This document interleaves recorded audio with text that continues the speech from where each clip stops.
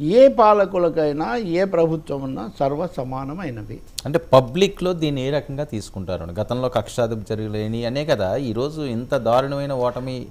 That's what. అంటే నాకు తెలుగుదేశం వాళ్ళు చెప్పే ప్రకారం లేకపోతే సమావేశాలు వాటి గురించి దీని ప్రకారం చంద్రబాబు నాయుడు అయితే మనం చట్టబద్ధంగా వెళ్దాం, వీలైనంత వరకు చట్టబద్ధంగా ఫిక్స్ చేద్దాం అనేది ఎక్కువ ఆయన వైఖరితో ఉంది. అది వ్యూహాత్మకంగా కూడా అది సరైంది. మనం మీద చేసిన ప్రతిదానికి కూడా ఆధారాలు ఉన్న ప్రతిదీ. ఇప్పుడు తిరుమల తిరుపతి దేవస్థానం ఉంది టీటీడీ. ఇప్పుడు వాళ్ళ అధికార ప్రతినిధి నీలాయపాలెం విజయ్ కుమార్ మొన్న అక్కడ పెట్టి ఇదిగో ఇన్ని కోట్లు శ్రీవాణి ట్రస్ట్లో ఇంత అయింది, ధర్మారెడ్డి ఇవి చేశాడు, కొత్త ఈవోని నియమించారు కదా శ్యామలరావు. ఆయన మొదటి రోజు మీడియాతో మాట్లాడారు. ఆయన చాలా విషయాలు ఏం చెప్పారు, పరిశీలించి నేను చెప్తాను, ఇప్పుడు చెప్పలేను, బట్ ఏదైతే కూడా వదిలిపెట్టేది ఉండదు, తప్పు జరిగితే మేము చక్కదిద్దుతామని చెప్పారు. సో ఏమేమి టీటీడీతో మొదలవుతుంది మీరు గుర్తుపెట్టుకోండి. రిషికొండకు వీళ్ళు మరల్చారు కానీ నిజానికి తిరుపతి కొండలో మొదలై ఉండాలి. చంద్రబాబు నాయుడు మొదట తిరుపతి కొండ తిరుపతి కొండ విజిట్ చేశారు. సో మొదటిది తిరుపతి కొండ, తర్వాత రిషికొండ, ఆ తర్వాత మరి ఇటు కనకదుర్గమ్మ కొండకు వస్తుందేమో నాకు తెలియదు కానీ. సో ఒక ప్రాసెస్ అయితే జరుగుతుంది. తప్పకుండా రోజా మంత్రిగా ఉన్నా ఇంకొకరున్నా వాళ్ళు జవాబుదారీ వాళ్ళు చెప్పాల్సి ఉంటుంది. వాళ్ళకి ఇచ్చే నోటీస్ ప్రకారం, లేదా వాళ్ళ మీదకి వచ్చి బయట దానికంటారా అవి రాజకీయంగా మీడియా పరంగా దూషణ భూషణ తిరస్కారంలో సాగుతూ ఉంటాయి. అంతే. మీ దగ్గర రచ్చ చేస్తున్నారు కదా రోజు సాయంత్రం తప్పదు కదా సార్. అదే చెప్తాను జరుగుతుంది కదా ప్రజల కోసం మా వాక్కు వినిపించాలి, ప్రజల కోసం. ఓకే సార్, మరొక ముఖ్యమైన అంశం, ఏవైతే గతంలో జగన్మోహన్ రెడ్డి గారికి చాలా దగ్గరగా ఉండే వ్యక్తులు, ఒక కోర్ టీమ్గా ఉండే వ్యక్తులు, వాళ్ళెవరూ కూడా ఇప్పుడు బయటికి రావట్లేదు. అంటే ఇది సరైన సమయం కాదనా, లేకపోతే అధికార పార్టీకి కాస్త సమయం ఇవ్వాలనా? సరే, ఒక తీవ్రంగా దెబ్బతిన్నప్పుడు, ప్రజలు తిరస్కరించినప్పుడు, ఘోర పరాజయానికి గురైనప్పుడు కొంచెం వినయం అనండి లేకపోతే భయం అనండి అది ఉండాలి కదా, ప్రజాస్వామ్యంలో ఉంటుంది కదా. రెండోది ప్రశ్నలు వేస్తారు కదా, వీటన్నిటికి జవాబులు చెప్పాలి కదా.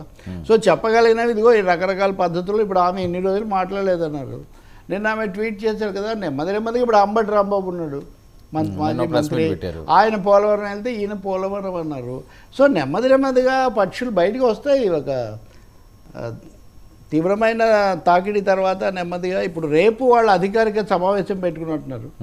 వైసీపీ సర్వసభ్య సమావేశము లేకపోతే సర్వనేతల సమావేశము 22 అనుకున్నది, కొంచెం ముందుకు జరిపి రేపు పెట్టుకున్నారు. రేపు పెట్టుకున్నారు. సో రేపు అయిన తర్వాత మరి వాళ్ళు ఏమైనా ఒక విధాన ప్రకటనతో ముందుకు వస్తారేమో. రెండవది ఈవీఎంల లాంటి చర్చ తీసుకొస్తారా. మూడవది శాసనసభకు సంబంధించిన తమ విధానం ప్రకటిస్తారా.